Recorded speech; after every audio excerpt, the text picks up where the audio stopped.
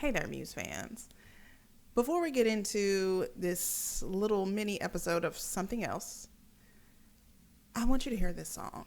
I wrote this a long time ago. It's not very long.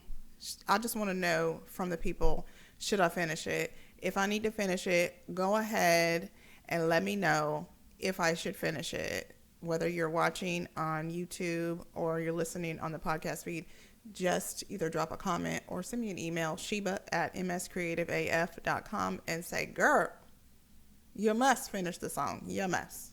Okay. All right. So here's the song. It's called New News, and it's for anybody ready to walk away from something that no longer serves them. Here we go.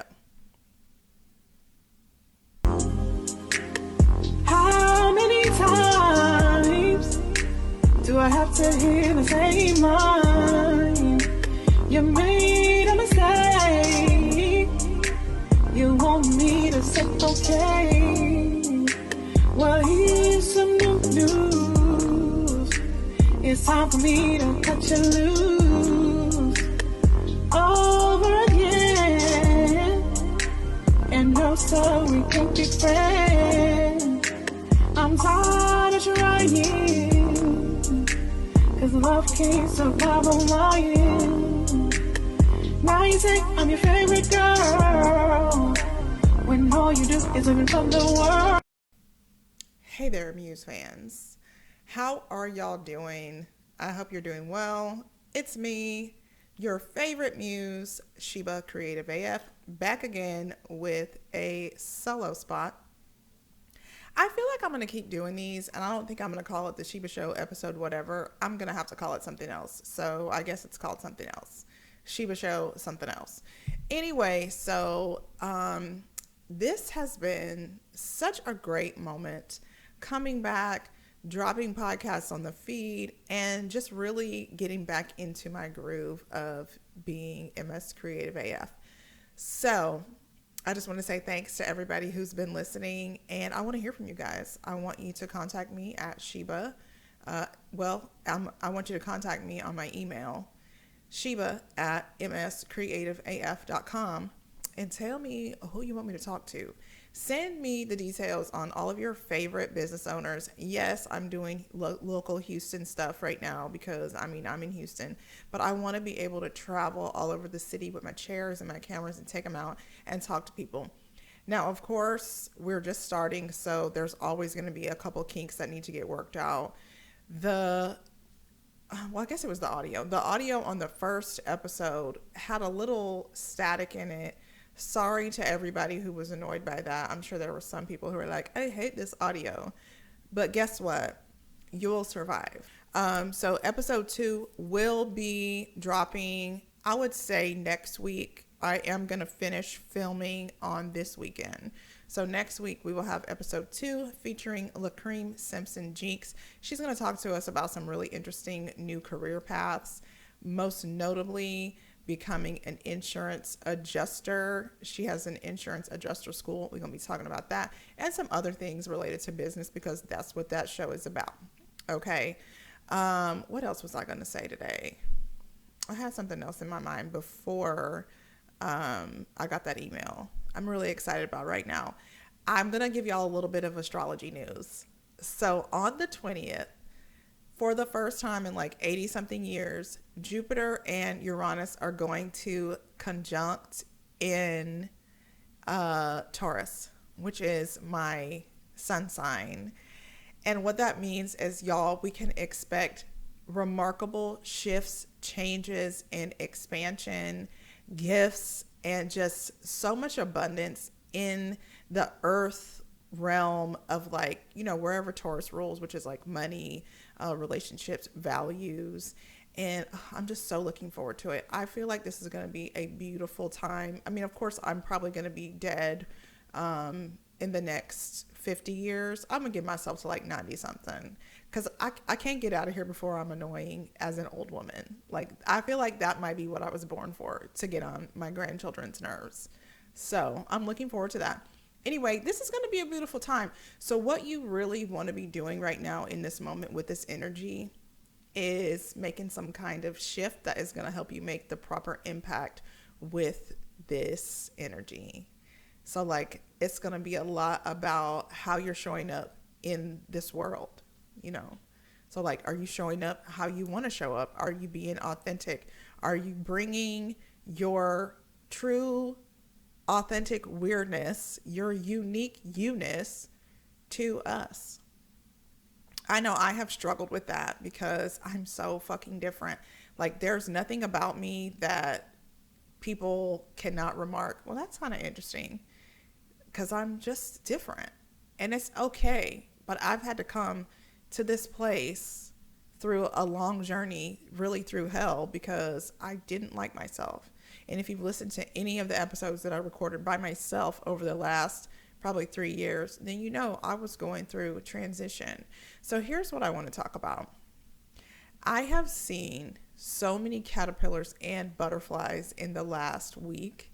Actually, when we went out to record last weekend, I ended up with a caterpillar on my shirt.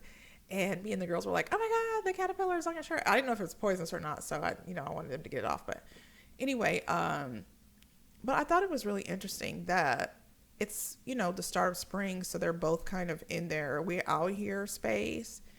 But I'm sure that caterpillars are not looking at butterflies going, I'm so sick of that butterfly with your flying around ass. I'm sick of you. Because like they don't really know, I guess, that they're going to be butterflies. So they don't have any hatred in their hearts for like having a delayed butterflyness. They're just caterpillars. And I think that's really beautiful. And I don't think butterflies are ever like, oh, I just wish I was a caterpillar still. So like, what is wrong with humans? What is it? We're so intelligent and we have so much knowledge, and just look at how we use it. Just look at you hating on the next person because they already made it to a place that you haven't made it to yet. And the thing about it is, a caterpillar does not know what is ahead of it. A caterpillar probably doesn't know. I don't think caterpillar grandmas and moms, butterflies at this point, would be like, don't forget that you're going to turn into mush so you can be a butterfly.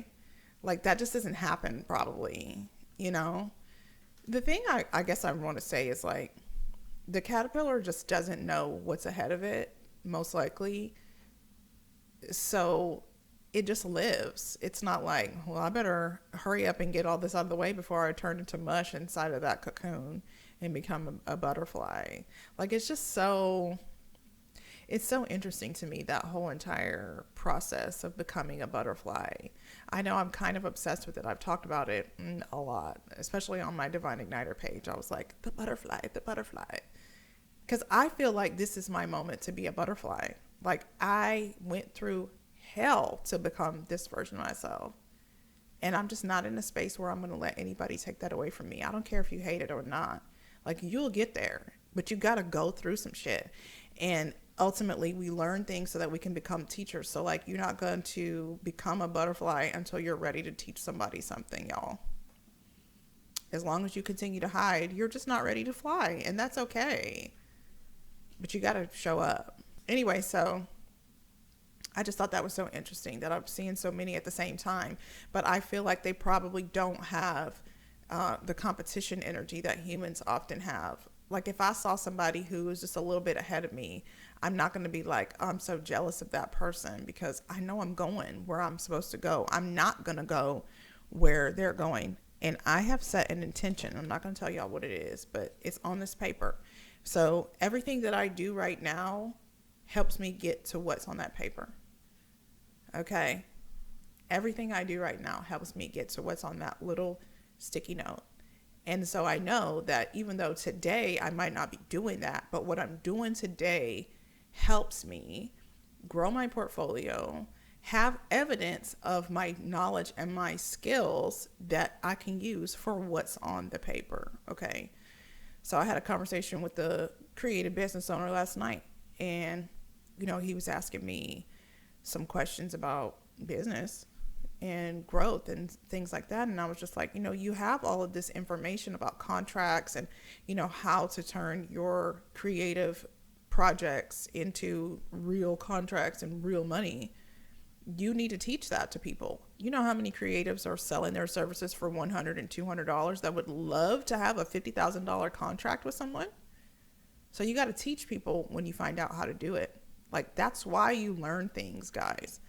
You go through what you go through so that you can go back and teach somebody who's coming up behind you. You hit your head on the wall and you're ashamed because you've got a bruise, but there's somebody right behind you who's about to run into the damn wall. Turn around and stop them. You know, there's so many people who are like, well, we all got to figure it out. We all got to learn.